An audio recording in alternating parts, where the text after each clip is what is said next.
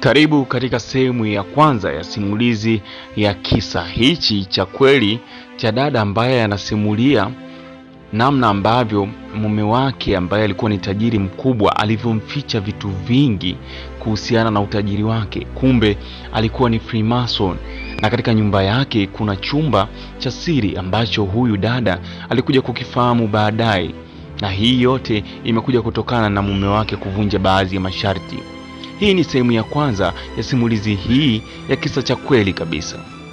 Hello MC Nsena, pole na samahani. Naomba nilizungumzie hili. Najua litaleta mgogoro mkubwa kwenye familia yangu kama wataiona, ila wacha niseme. Nachotaka kusema kaka Nsena, familia nyingi zimekuwa zikitamani mabinti zao waolewe katika familia zenye pesa sana. Mimi kwetu tumezaliwa watatu.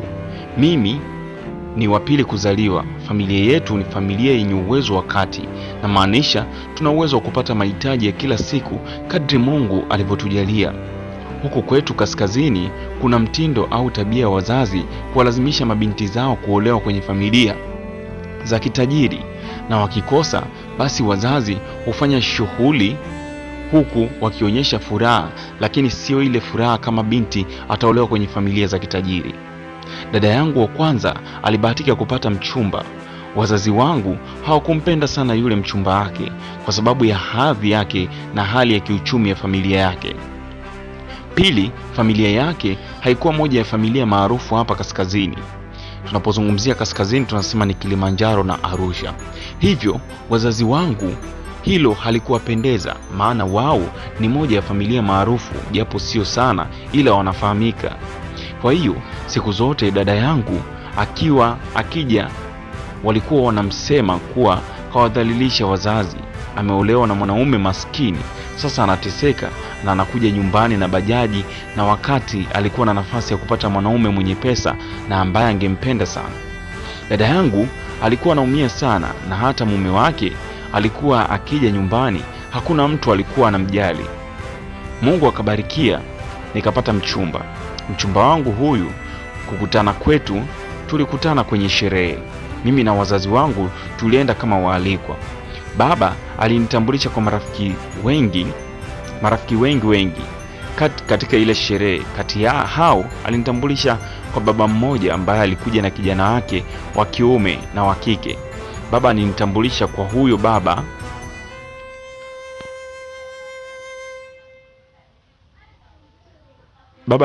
kwa huyo baba na watoto wake. Tukajikuta wote tumesomea kitu kimoja, mimi na huyo kijana wa kiume, wakati tunatambulishwa, ila tulikuwa tumesoma nchi tofauti. Mimi nilisoma China, yeye akasoma Croatia. Wazazi waliondoka wakatuacha pale tukiongea na kubadilishana namba za simu.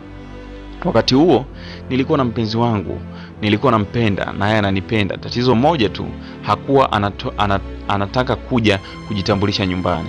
Kila nikimwambia aje nyumbani alikuwa ananipiga kona. Nilipomweleza mama yangu juu ya huyo kijana, mama alifuatilia ukoo wao, akaniambia kwa ninavyoona sijui kama baba yako atamkubali. Ameshasema ya kwamba mwanae hata kaa aolewe na mwanaume wa hadhi ya chini tena, wala kijana wake hataoa familia ya hadhi ya chini tena. Lazima tutafute wenza wenye the same status na familia yetu. Siku moja usiku nikiwa nimelala, yule kijana ambaye tulikutana ukumbini alinitumia message, akaniambia ni kwa kipindi kirefu sana amekuwa anatamani kuongea na mimi ila hakupata nafasi. Imekuwa kama bahati kupata namba zangu. Akaniambia kama sitajali anaomba tuonane tuzungumze. Ukweli nilimkatalia kwa kutambua ya kwamba tayari nina mtu nampenda. Aliendelea kusisitiza na kuomba sana, kuna jambo anataka kuniambia.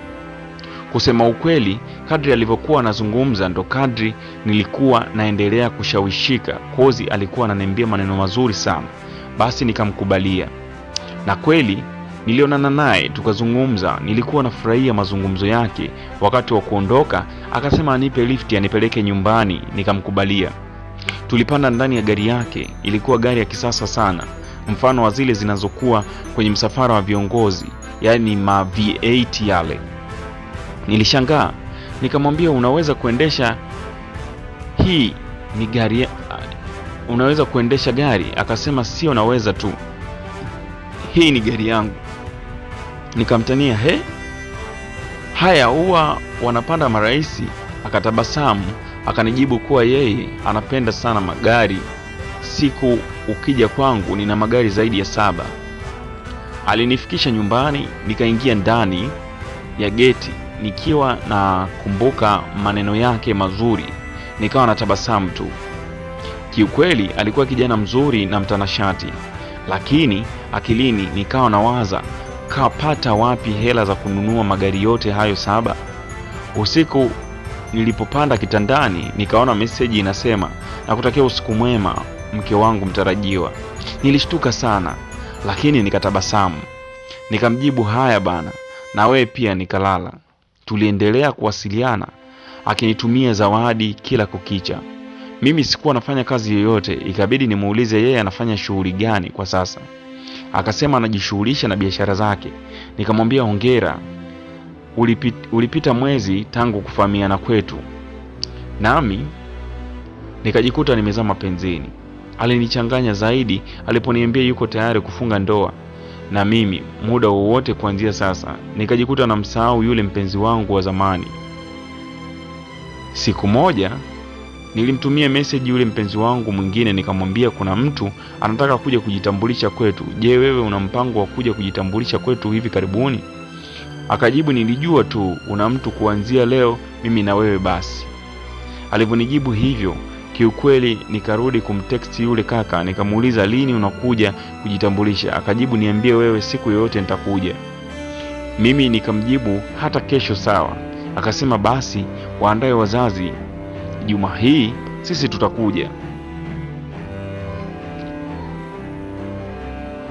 Nilimwambia mama yangu, nikamwambia amwambie baba kuhusu huo ugeni. Mama akauliza huku amekunja sura, ni yule kijana wa kwa fulani umeamua utuletee hapa? Nikamjibu nikamwambia hapana, ni mtoto wa mzee fulani anapanga kuja.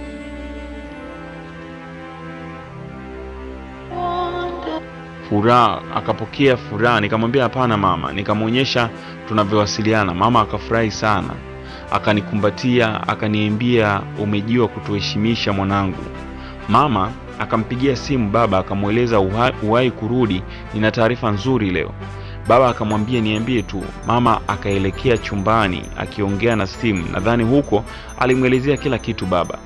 Ndani ya lisali moja baba alikuwa amerudi moja kwa moja, akapita sebuleni na kuniita. Kwa mara ya kwanza nilimuona baba yangu akiwa na tabasamu kubwa ambalo sikumuona nalo muda mrefu. Nikamuelezea kila kitu baba yangu, kwamba Ijumaa wanakuja kwa ajili ya kujitambulisha na kuleta barua ya posa.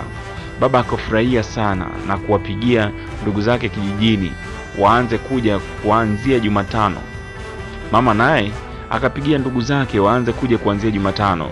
Baba akaomba niongee na kijana atakapokuja kutoa posa anivishe na pete ya uchumba hiyo siku ili kuepusha gharama za nenda rudi. Nikamweleza mpenzi wangu na akakubali. Kwa kweli Ijumaa ilifika, nilikuwa natetemeka. Nilitoka saluni nikafungiwa chumbani kwangu. Ilipofika saa 6 mchana nilisikia wazazi wanakaribisha wazazi sebuleni, nikajua mambo yameiva. Mazungumzo ya mahari yaliendelea huku nikiasikia bayana kwa utulivu. Baba alitaja kiasi cha mahari, wale hawakubisha, walisema watakilipa chote. Nilishangaa sana. Basi maongezi yakamalizika na wazazi wakashangilia sana na wakaagiza watu waelekee katika eneo la ukumbi.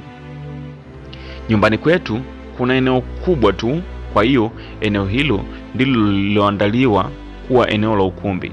Wazazi na wageni waliokuwa ndani walienda kuketi kwenye hilo eneo, na kisha MC alisikika akisema binti alete, yani mimi.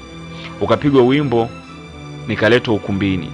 Kusema ukweli sikuwahi kuona kumradhi.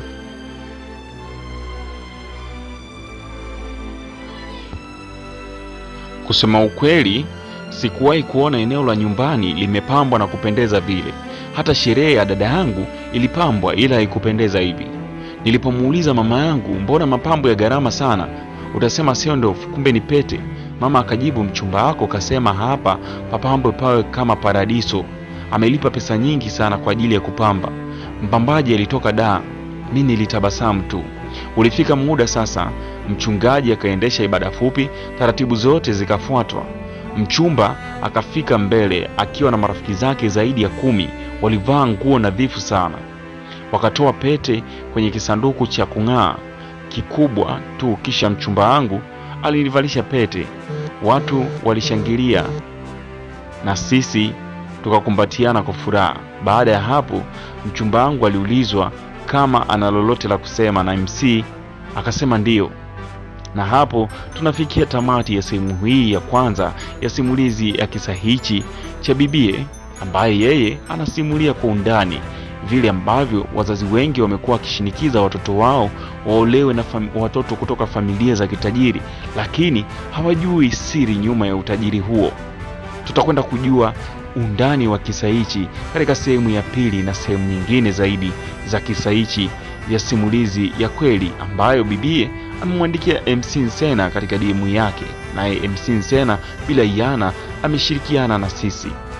Na simulizi hii imeletwa kwako na msimuliaji wako Rinyo wa Rinyo Simulizi TV.